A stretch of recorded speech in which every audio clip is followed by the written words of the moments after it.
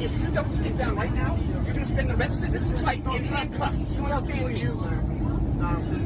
No, sit down, put your seatbelt on. If you get up again, you're going to spend the rest of this flight.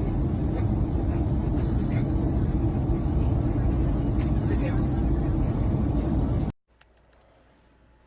Welcome back. In recent months, videos just like the one you saw there, they've become all too common. An unruly passenger accused of assaulting a flight attendant. According to others on that flight, the passenger refused to wear a mask.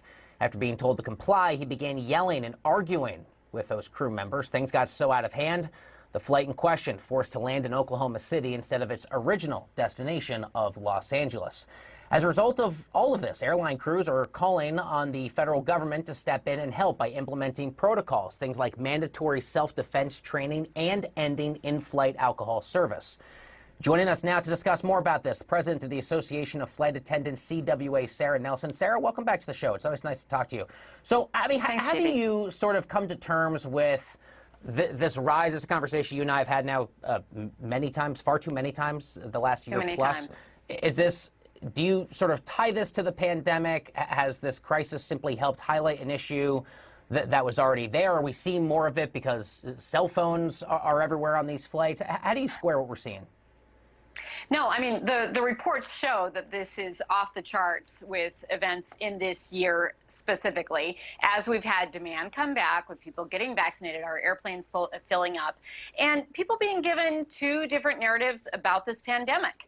And so when you keep people in a state of confusion, not knowing what to believe, not knowing what to hang on to, and not a basic set of facts that we can all work from, it creates a ton of anxiety. We've seen it in the past. I will tell you, we've been dealing with the issue of disruptive passengers for decades, and we dealt with this with the rise of air rage in the 90s. But we're talking about less than 1/10 of the number of events that we're experiencing this year alone. So this is way off the charts, not normal at all. And it has gone on too long, and we've got to do more to stop it. And, you know, we're not going to be able to fix the two narratives that were put forward in this pandemic, but we're begging politicians and leaders in this country to get on board, call for solidarity to end this pandemic, and give one set of facts to everyone so that we can do that together and do what we have historically done when there's a crisis in America.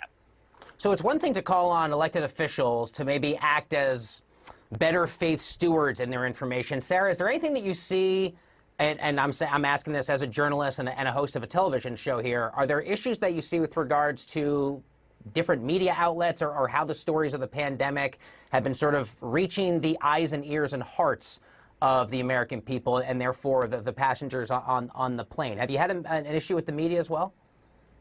Well, certainly. I mean, this is how a lot of this narrative gets pushed out to the public, right? And there have been different networks who have decided to cover this in a very different way. And one network actually referred to flight attendants as Nazis, even.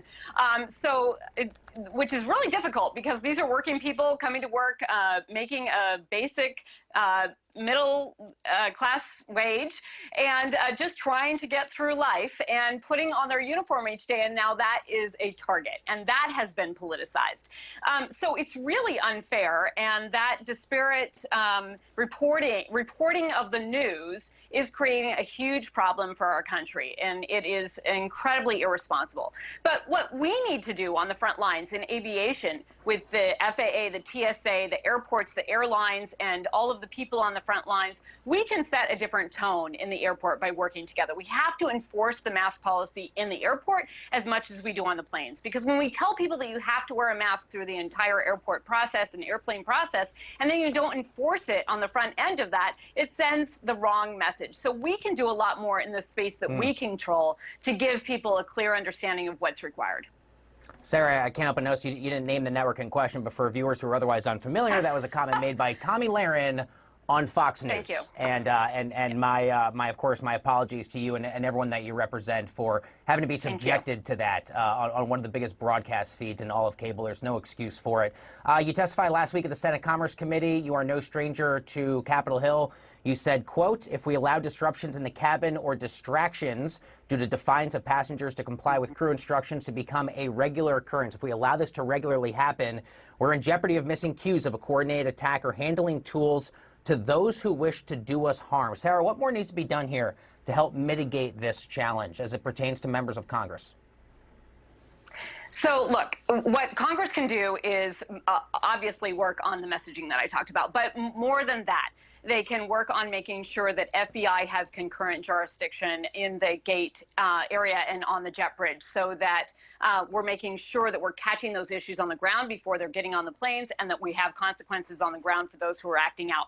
Our members tell us that half of the events that become an issue in the air were identified on the ground as a potential problem. So we can cut that down right away. We need to stop this pushing of alcohol. So before we even get to the issue of stopping selling alcohol in the airports or on the planes, let's just stop pushing alcohol on people. This became an issue, JD, during the pandemic because all of the restaurants and bars were doing to-go food and alcohol. The airports figured out this was a money-making issue. So now as people are back and those airports are packed, they actually have big signs that encourage people to take alcohol to go and give people the wrong message that you can bring your own alcohol onto the plane or that you should be drinking right up to the door of the plane. And so alcohol is a major contributor here. If we can cut that down, we can stop that. We also need to have a banned passenger list, and we need to have immediate coordination between the airlines through the government when there's an issue, so that someone who has been a problem can't just go over and get on another flight and be a problem on that flight too. And then there needs to be a due process and possibly putting these people on a long-term ban so that you lose those flight privileges altogether. That, coupled with the fines from the FAA and now the prosecution that's taking place with DOJ, where people are going to end up in jail, we're going to create some consequences that are real deterrents for people to act this way. Sara, about 2 million people are traveling through American airports every day during this holiday season. What do you most want the average American traveler to know about the work that flight attendants and people that you represent do? Look, we come to the airport to make sure that you can safely and efficiently get from one place to another, and we're charged with the safety, health, and security of the passengers who are in our care. We are given instructions to carry out what that means on the plane. So when we tell you to put that seatbelt on, or when you need to be sitting down, or you need to stow that luggage all the way underneath the seat in front of you, all of those instructions, including wearing those masks, is really important. And the mask policies are there to protect every single person on board. We have to have the lowest common denominator for safety on an airplane because we are jammed all of humanity into this small space, and we have our smallest passengers who don't yet have access to the vaccine. That's not fair to them.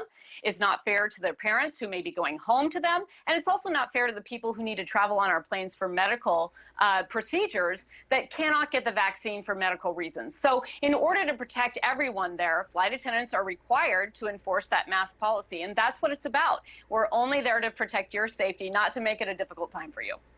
Sara, I am one of millions of Americans who has already flown in airplanes during this holiday season. My special thanks to you and everyone that you represent and work with for helping keep all of us safe every day. And special thanks for being on the show tonight. Sara Nelson is president of the Association of Flight Attendants, CWA. My best to you for the holidays. Sara, thank you. Time now for the Fast